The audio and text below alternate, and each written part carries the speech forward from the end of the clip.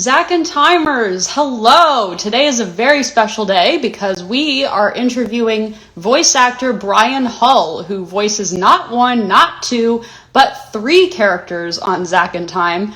We are so honored and proud to have him on our cast. He is just incredible. I'm Holly Payne. I'm the PR manager for Zack In Time, and I'm excited to have Brian on. So let's get him on. Hi, Brian. How are you? Hey, I'm doing good. How are you? I'm great. How has everything been? Just, same old, same old. Well, it's so great to meet you. You and I actually have not talked in person. No, but we've had quite yeah, yeah, just by email. So it's so great to talk to you. First of all, you have voiced so many characters on Zack In Time. So why don't you tell everyone, for those who may or may not know, who it is that you voice on the show?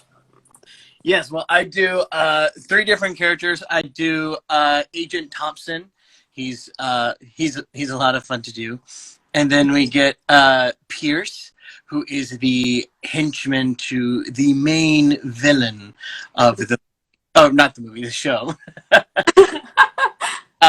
And then I'm also the main villain, James Hale. Oh yes, that's super exciting. Do you have a favorite character of those to play? I really love doing Pierce, the main henchman. I love all three characters, but there's something about him.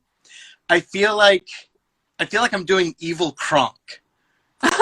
Love it. That's a really, really vivid description. I can totally picture that. Yeah, because he's got that deep voice and he's terrifying. And unlike Kronk, who's, he's a dimwit but nice, I'm a dimwit but mean, Oh wow, that's great. What's obviously when you're voicing more than one character in a show, there's scenes where you're interacting with yourself. Mm-hmm. Is it any different having to sort of have acting chemistry with yourself? How do you manifest that if you're not playing off of someone else? Well, weirdly, that actually makes it easier for me. Just because learning how to manipulate my voice and everything, I was just straight up repeating movies verbatim, like as I heard them. So I'd be doing every character in the movie, having full-on conversations with myself. So I think a recording session, I'm like, I can just jump back and forth. We'll do a whole, act right there. But for sound purposes, we couldn't do that. But it was nice to be able to know exactly what I would tend to do for the other character. So it's just like, oh, there's that line. I would probably say it this way, so I can respond this way. So I guess I'm already in the head of the other character. Oh. Having to be like, I wonder what they're going to do. I just don't know.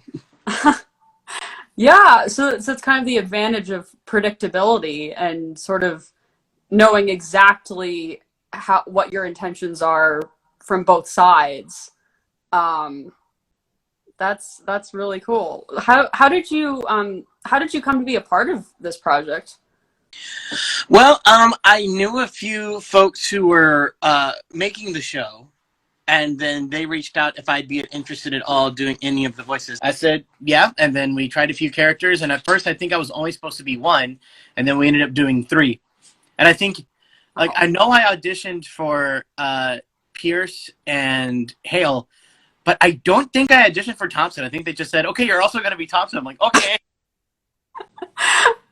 That's awesome. Sometimes it works out like that. You clearly fit the project so well that they just were like, you know what? We're just gonna have you do three voices. That's Now it's gonna be Zack In Time.